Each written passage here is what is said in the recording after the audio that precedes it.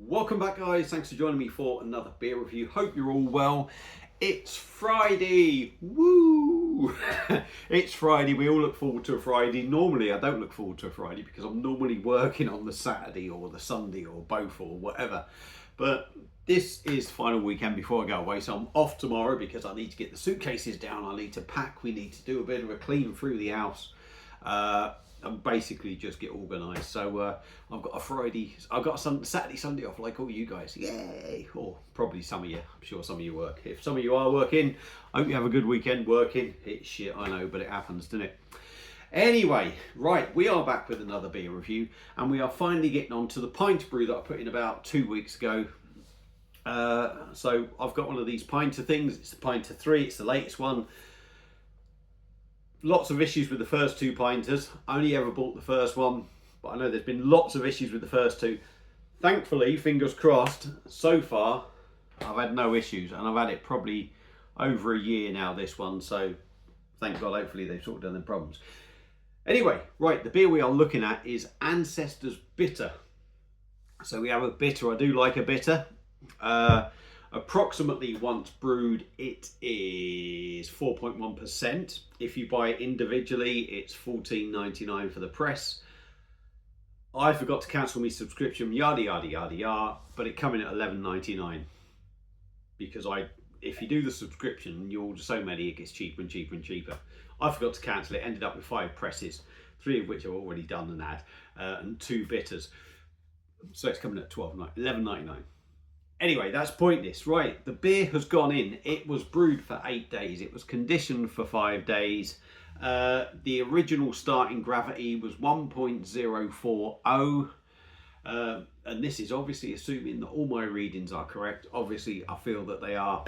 And the final gravity reading, I would say I was slightly on the cautious side, but only fractionally. And I would say that is 1.010, which brings this beer in at, as the calculator works it out, as 3.93%. So 3.9%. So the approximate one was 4.1%. What it should turn out, mine is coming at 3.9. That doesn't surprise me. I had a bad feeling about this brew, and I just had a feeling that it maybe wasn't going to brew so well, if I'm totally honest. But that is what it's turned out like. So, took it out the fridge about half an hour ago.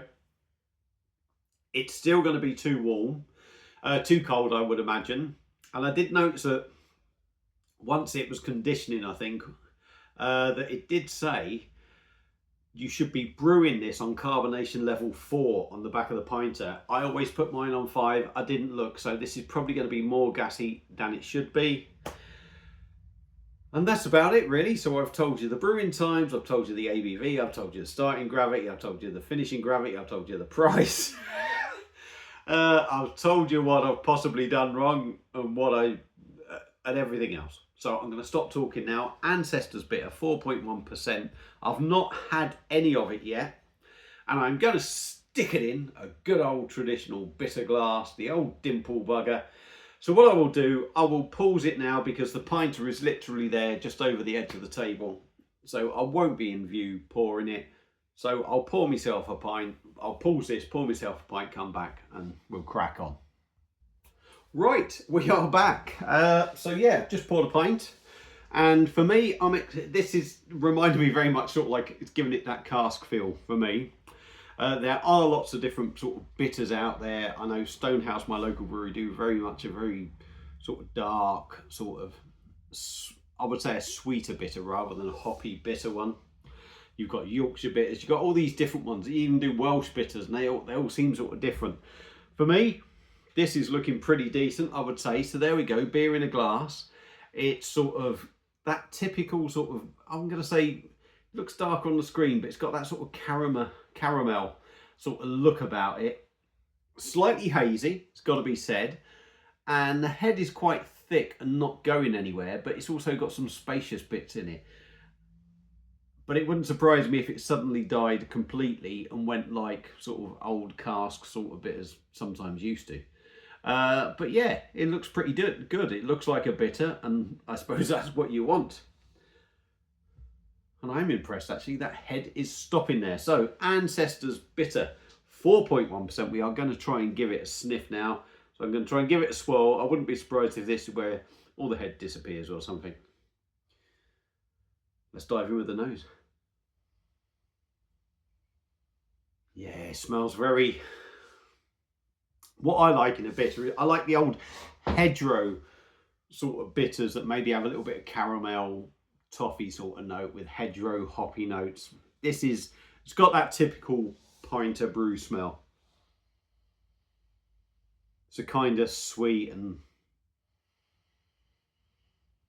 very malty. I can't honestly say I'm really picking anything extra up rather than almost like the press, if you like. There is, keep sniffing it, there is a little toffee note. I will say that. There is a little toffee note, but I'm not really getting a hedgerow thing or any hoppiness really for me. Very much a toffee malty beer. Smells all right. It has that typical Pinter press smell, if you like. But look at that. The head's still holding. Can't argue. Carbonation, I don't think there's an awful lot there, but I've probably got it more carbonated than it should be. So let's dive in. Ancestor's Bitter on the Pinter 3. Approximately 4.1% when it's brewed. My one has come out at 3.9. Let's give it a go. Cheers, everyone.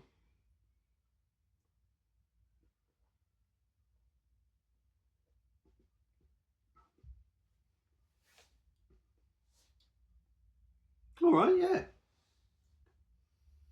That ain't bad. It's the first pint I've had out of it. And yeah, it may well change. Yeah, it still has that Pinter press feel to it in the background.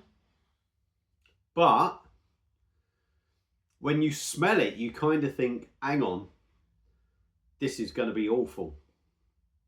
Because it has too much of that sort of Pinter press smell, I would say.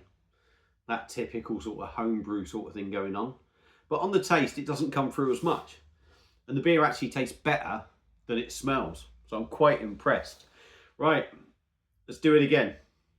Obviously the head is going to start going in. But it does look a good beer. Let's go.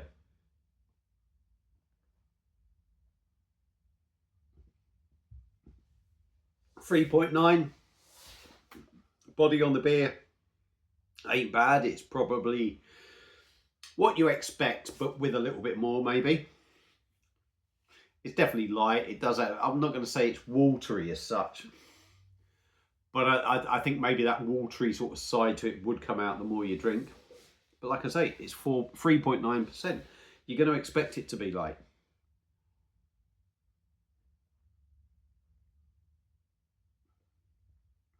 Quite smooth.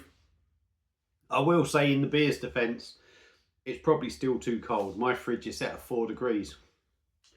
This probably wants to be served at about 10. And I can't imagine for 1 minute that liquid in there has gone up to sort of like 10 degrees, 8, 9, 10 degrees. But it's quite smooth, a little bit busy in carbonation. I'm not going to worry too much about that. Hopefully that will aid it as you get further down the beer in the Pinter, excuse me. Hopefully that being over carbonated maybe at the start might help it a little bit. Pardon me, again at the end.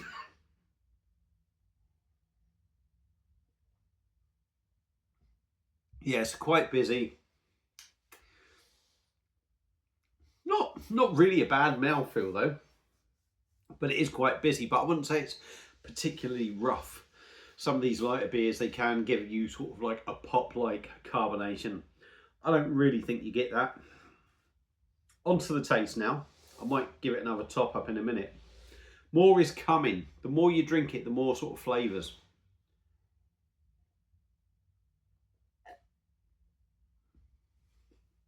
So initially for me, again, I'm going to bring in that Pinter press feel or homebrew feel that you always get. Once you get past that, yeah, you sort of get that bitter feel to it, which you would expect. Gentle bitterness rolls in.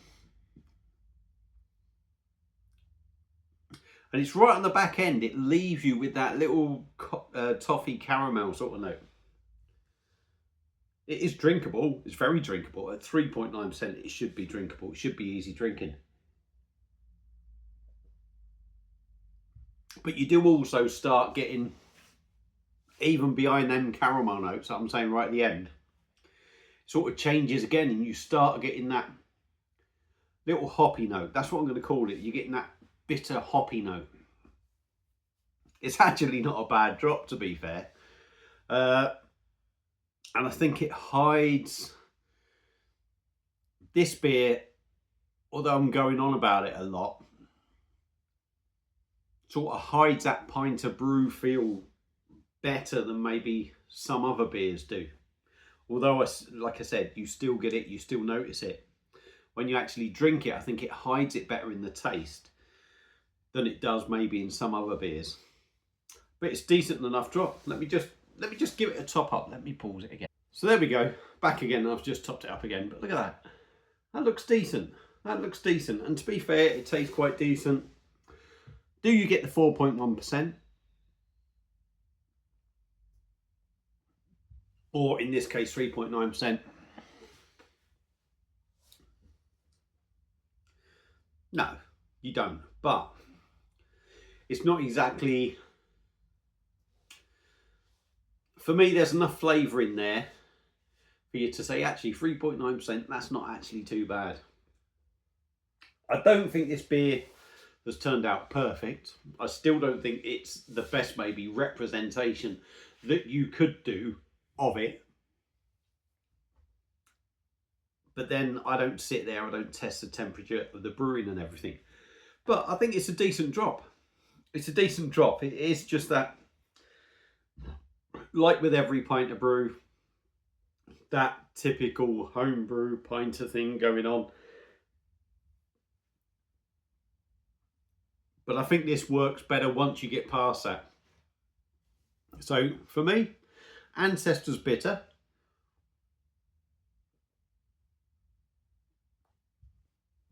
My experience, in all honesty, I can't knock it.